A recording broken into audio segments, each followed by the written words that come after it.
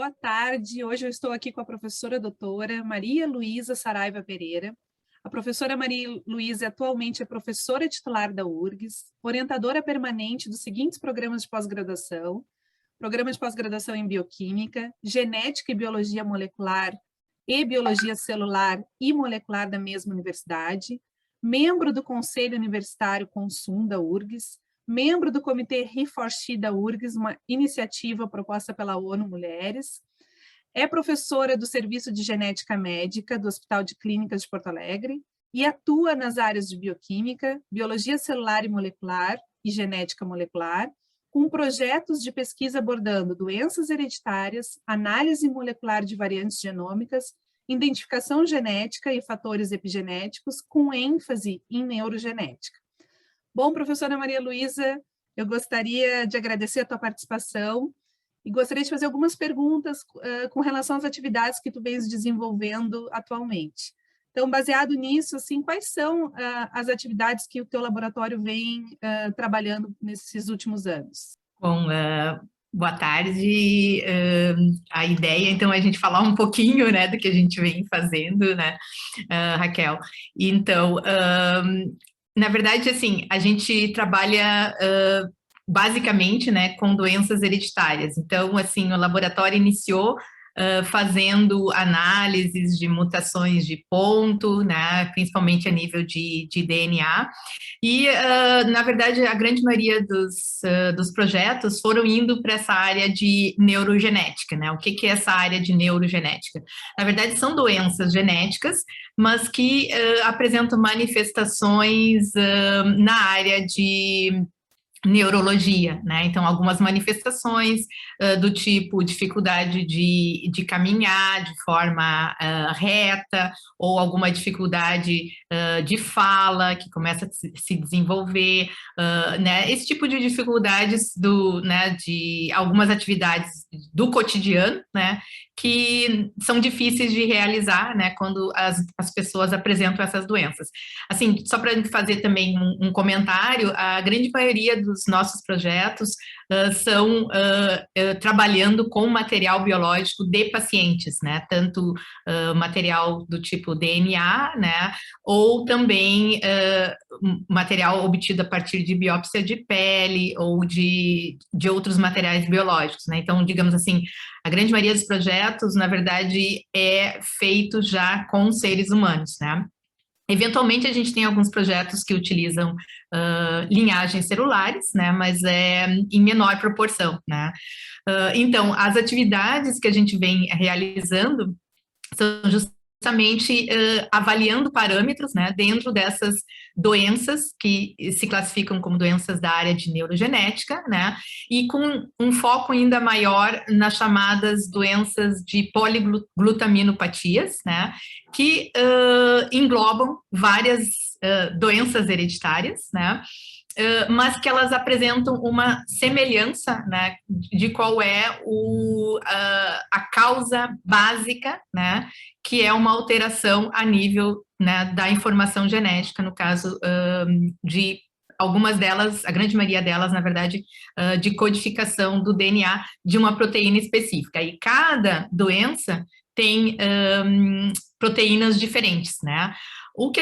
A doença que a gente mais tem trabalhado nos últimos tempos é denominada de doença de Machado-Joseph, ou também denominada de ataxia espinocerebelar do tipo 3, né, que é uma doença dentro de um grupo que englobam mais de 40 doenças, né, mas essa doença, ela tem uma frequência um pouco mais elevada aqui na nossa população, né? Quando eu falo aqui na nossa população, não é somente Porto Alegre nem no Rio Grande do Sul, mas também no Brasil, né?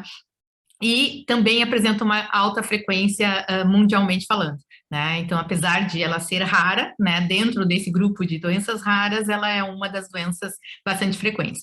Então, a gente já trabalhou com aspectos muito ligados à causa básica, e hoje em dia a gente tem se dedicado assim, em projetos que tentam identificar as diferenças, né, o que faz o que que nos traz determinadas diferenças entre os pacientes. Por exemplo, a gente observou que, às vezes, os pacientes que têm exatamente a mesma causa básica, né, eles começam a manifestar os sintomas em idades diferentes ou de uma forma um pouco diferente, né?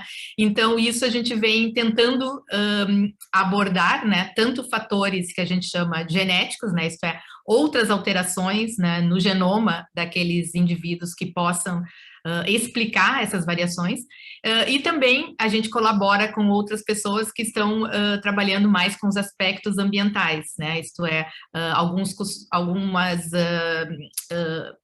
algumas atividades do tipo se consome determinados alimentos ou se faz algum tipo de exercício, né? Então, para ver se isso também pode ajudar, né? Pode alterar um pouco, digamos assim, o curso da doença, né?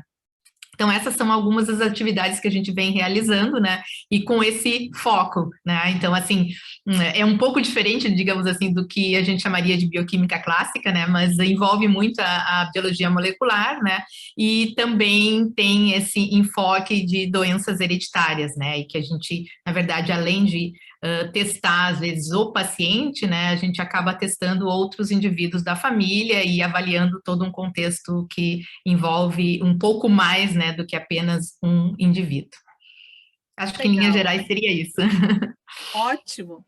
E, professora, o que mais tem te motivado, o que mais faz o teu olho brilhar dessas atividades que tu vens realizando, assim, profissional aí, que tu vem executando no teu dia a dia de trabalho? Bom, eu, desde o início, assim, da minha formação, né, eu me formei na área básica em farmácia e eu sempre tive, digamos assim, um gosto especial pela pesquisa, né, então, assim, além de, a gente faz outras atividades, porque, né, são necessárias, né, que a gente faça algumas atividades de representatividade, de gestão, mas o que realmente mais me move é a pesquisa, né? E para mim, assim, qualquer nova possibilidade de novas hipóteses de trabalho, novas perguntas que vão surgindo, né? Sempre, isso sempre, né, faz meu olho brilhar e faz com que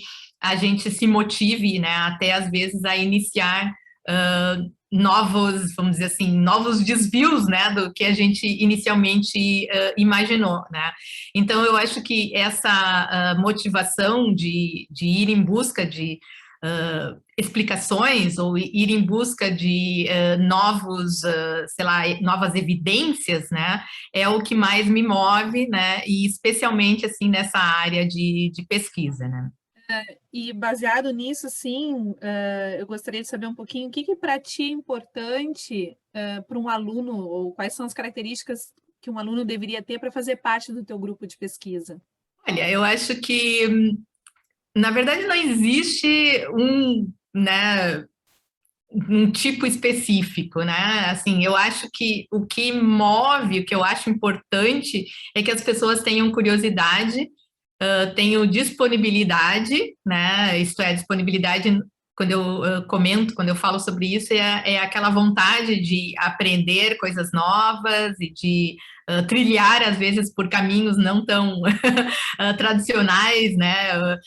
Que é o que acontece, eu acho, com a gente quando se está na pesquisa, né? Porque, principalmente a gente que trabalha com pesquisa mais básica e um pouco pesquisa translacional, né? Isto é, com um pouco de aplicação, né? Mas às vezes a gente pode fazer algum tipo de projeto e os resultados obtidos podem não ser exatamente aquilo que a gente planejou, que a gente pensou inicialmente, né? Por quê? Porque, na verdade, a pesquisa é isso, né? Se a gente soubesse, se a gente já tivesse todos os resultados ou todas as explicações, né, não teria motivo de a gente pesquisar. Então, acho que uma das coisas importantes, no meu entender, mais importante para o aluno é ter essa, assim, estar com a mente aberta, né, para trilhar um caminho que, de repente, pode não ser exatamente o que é planejado inicialmente, mas que isso faça com que ele se motive ainda mais, né? Eu acho que motivação, acho que dedicação, disponibilidade e ter essa visão mais aberta, né, assim, de descobrir, vamos dizer assim, novos mundos, né, entre aspas, é o que eu acho que é o mais importante, né, que são as características fundamentais, né, para que o aluno possa estar no meu grupo ou estar, né, junto de um grupo de pesquisa, né, então acho que, em linhas gerais, era isso que eu acho que é importante, que eu considero importante para o aluno. Tá, professora, muito obrigada pela tua disponibilidade, pela tua entrevista. Eu te agradeço a tua participação. Eu queria agradecer pelo convite. Obrigada, Raquel.